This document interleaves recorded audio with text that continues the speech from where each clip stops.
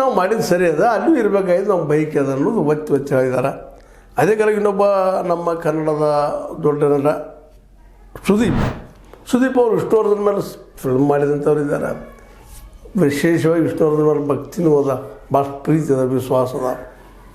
ಯಾಕಂತಂದ್ರೆ ವಿಷ್ಣುವರ್ಧನ್ ಅವರ ಆರಾಧ್ಯ ದೈವ ಇದ್ದಂಗೆ ಇದ್ದಾರೆ. ಅದಕ್ಕೆ ನಾವು ಇವತ್ತು ಎಷ್ಟು ಬೇಕಪ್ಪ ನಿಮಗೆ ದುಡ್ಡ, ನಾವು ಕೊಡ್ತೀವಿ, ಅಭಿಮಾನಿಗಳೆಲ್ಲ ಕುಡುಗು ಮಾಡ್ತೀವಿ, ಒಬ್ಬ ಅಲ್ಲ ಎಲ್ಲರೂ ಕೂಡಿ ಮಾಡ್ತೀವಿ, ದಯವಿಟ್ಟು ಅಲ್ಲಿ ನಮ್ಮ ಸ್ಮಾರಕ ಮಾಡಲಿಕ್ಕೆ ಅವಕಾಶ ಕೊಡಿದ್ರೆ ನಮ್ಮ ಸುದೀಪ್ ಅವರು ತಮ್ಮ ಮನದ ನೋವನ್ನು ಹೊರ ಹಾಕ್ತಾ ಇದ್ದಾರೆ.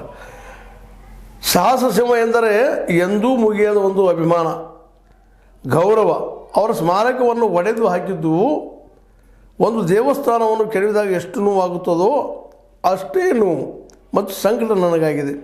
ನಮ್ಮದೇ ರಾಜ್ಯದಲ್ಲಿ ಒಬ್ಬೊಬ್ಬ ಕಲಾವಿದರಿಗೆ ಒಂದೊಂದು ರೀತಿ ಗೌರವ. ವಿಷ್ಣುವರ್ಧನ್ ಅಂತ ಒಬ್ಬ ಮೇರು ನಟನಿಗೆ ರಾಜಧಾನಿಯಲ್ಲಿ ಒಂದು ಅರ್ಧ ಎಕರೆ ಜಾಗ ಕೊಡಲಿಲ್ಲ.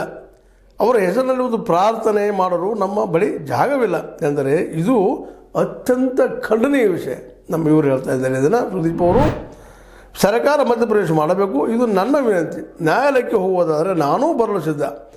ಸರ್ಕಾರ, ನ್ಯಾಯಾಲಯ ಮತ್ತು ಆ ಭೂಮಿ ಖರೀದಿ ಮಾಡುವವರಲ್ಲಿ ನನ್ನದೊಂದು ಮನವಿ, ನಿಮಗೆ ಏನು ಹಣಕಾಸು ಬೇಕೋ ಅದನ್ನು ಕೊಡಲು ನಾನು ಮತ್ತು ನನ್ನಂತಹ ಲಕ್ಷಾಂತರ ಜನರು ಮುಂದೆ ಬರುತ್ತೇವೆ.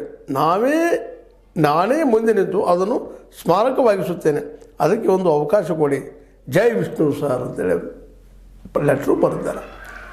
ನಮಗೆ ನೀವು ಅವಕಾಶ ಕೊಡ್ರಪ್ಪ, ನಾವು ಅಲ್ಲಿಂದ ಮಾಡಲೇಬೇಕು. ಯಾರ್ಯಾರು ಕಲಾವಿದ್ರು ನಮಗೊಂದು ಮತ್ತು ಇನ್ನೊಬ್ರಿಗೊಂದು ಯಾರೋ ರೀತಿ ಯಾಕೆ